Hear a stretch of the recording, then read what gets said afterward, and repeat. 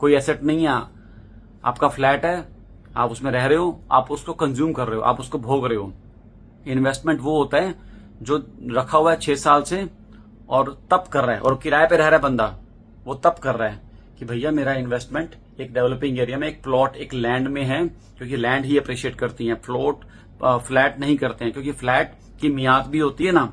बल्कि मैं अपने दोस्त का एग्जांपल दे रहा था, उसको कंप्लीट कर देता हूं। उसने 47 लाख का फ्लैट लिया 2014 में, और 2025 आज चल रहा है, उसका 47 का 47 ही है। लेकिन उसने एक प्लॉट लिया था इन बिटवीन 2021 में, आप मानोगे वो 17 हो चुका है, वहीं पे टीडीआई के अंदर ही, पीछे के ब्लॉक्स में। मैं हमेशा बोलता हूं पीछे के ब्लॉक्स, आज भी बोल रहा हूं, काफी रेलेवेंट है पीछे के ब्लॉक्स, क्योंकि आगे के प्लॉट भैया बहुत बढ़ चुके हैं। पीछे के ब्लॉक अभी भी 60,000 65,000 में मिल सकते हैं आपको। वहां जाएंगे तो स्कोप ज्यादा है परसेंटेज वाइज, क्योंकि बसावट आना ही है। जो हाँ, एक सवाल हो रहा था कि बसावट कुछ नहीं है, पीछे जंगल है, ये वो है, कौन रहना चाहेगा टीडीआई के अंदर। तो भैया वो भी मैं आपको एग्जाम्पल से ही जवाब दूंगा।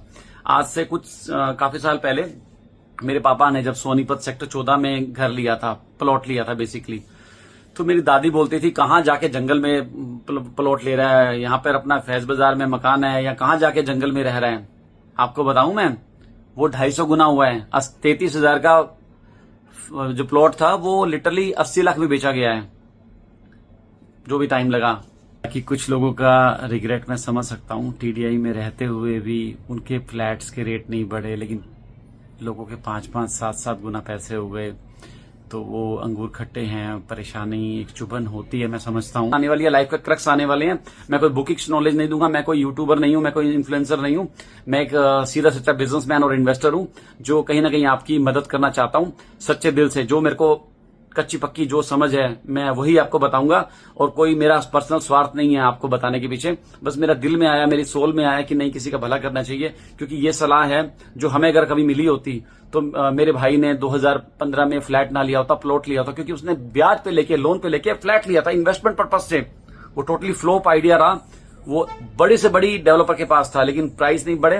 वो रुपए की वैल्यू जो घट गई पिछले 10 साल में, इन्फ्लेशन इतनी बढ़ गई, जमीनों के रेट इतने बढ़ गए, लेकिन फ्लैट के 30% बढ़ा 10 साल के अंदर, जो कि नेग्लेजिबल है। ब्याज भी नहीं निकला उसका। उसने 85 लाख का खरीदा था, 1.5 करोड़ उसने ब्याज समेत भरे हैं टोटल, उसको मिला 1.15। उसका कितना नुकसान हुआ सोचो। अगर कहीं भी लगा होता, मैं कह रहा हूं सोना भी खरीद लिया होता आज से 10 साल पहले। या जो इन्वेस्टर हैं, प्लीज नीचे यार कुछ कमेंट कर दो, लाइक कर दो, किसी का भला हो जाए, शायद हम एक अच्छी सलाह दे दें, वही हमारे लिए पुण्य का काम मैं मानता हूं। तो हमारे कारण किसी का भला हो जाए, तो आप नीचे कमेंट कर दो प्लीज, जो भी इन्वेस्टर हैं जिनको मालूम है इसके बारे में कि हाँ ऐसा ही होता है, फ्लैट्स के रेट नहीं बढ़ते हैं, प्लॉट्स के बढ़ते हैं। Thank you so